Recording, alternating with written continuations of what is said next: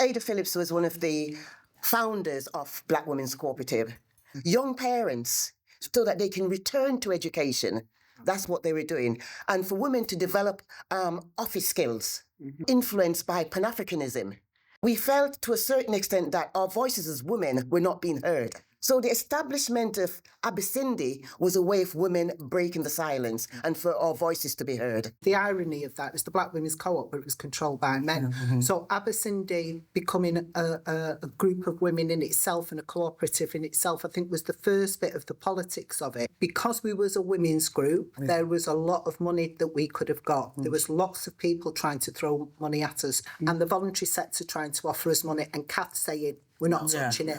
Once you take the master's pound, you have no control over anything. Then when the riots happened, it was the only building in the whole of Moss Side that wasn't controlled by anybody. And if it hadn't have been for Abasindi, God knows how many young people would have died, quite literally. And they would have loved to have closed us down and stopped people from coming in, but they couldn't. It was our building. We owed nothing to nobody.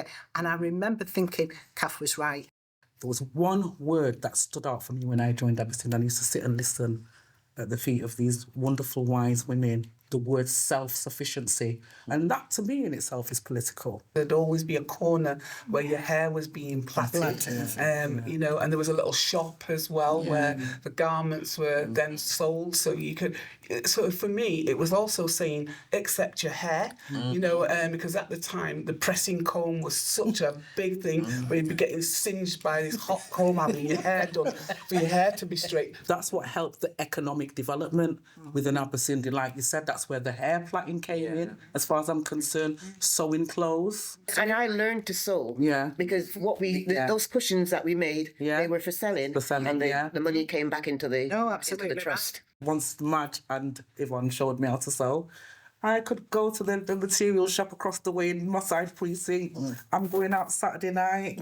It was sewn and ready for the night, for the same night. Thanks to Abasindi, because we had the equipment, we had the machines, we had the support. So it's the political, but it's also the social side of it. When we was in Abasindi, and it was like a Pan-Africanist organisation, we had all these colourful clothing, and people had beads in their hair, and there was just drumming and just laughter, and it was like a sunshine in this cold country that was just so much full of warmth. That's the environment that I grew up in.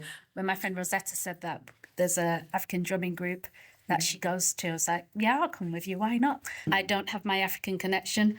The closest connection I've got to Africa is through Abasindi. So for me, it was very much cultural education and a desire to learn more about my culture, deep desire, and seeing these strong, proud, intelligent Black women, you know, multifaceted. You can do so much, and we're doing so much. It was amazing. I was in awe of everyone in Abasindi. I don't think you understand how much I love Abasindi. I'm proud of Abasindi. I don't want to get emotional. And, you know, doing drumming.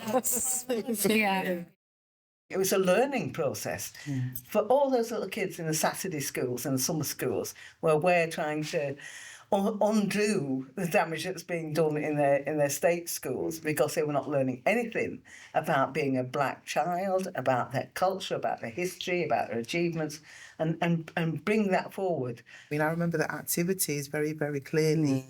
I was already somebody that I could draw before writing, so I remember going to Abasindi and just not just being left, but just kind of exploring the space. You could always hear the drumming in the background. I've moved around and see women making like different outfits and referring it obviously between Caribbean and Africa and that kind of weaving together. But again, as you say, because of what's happened, it's kind of almost like a divide and conquer. When our community had a problem, Abasindi addressed it. And we don't have that anymore. You know, we don't have that kind of, what is our issues? How can we help? And we also don't have examples of people actually getting on with things. I got my first proper paid job because Diane was the manager at Fielding Park College, and I didn't even know what mentoring was, but she said, you'll be good at mentoring.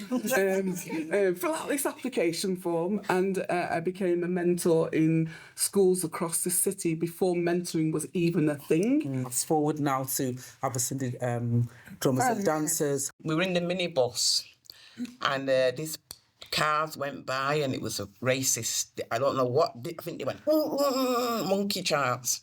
So we come now. The minibus is coming like this, and we level up with them. And somebody shouts, "Get the spears out, ladies!"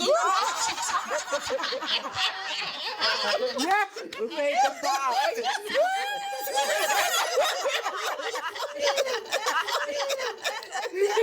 That's what I remember. And then, what's that theatre called? Stockport Road. Yeah. We go that Apollo? way. Yeah. Is that Apollo. We had a gig and we were looking forward to it. Was that got- the Smith? With Black Ambassador. No. Oh, no. Okay. No. And we had a gig, looking forward to it. We come out on the stage, there's only about two people sat in the audience. And all I could hear was somebody say, "It's only 2 people." And we had to do the show. The show goes on.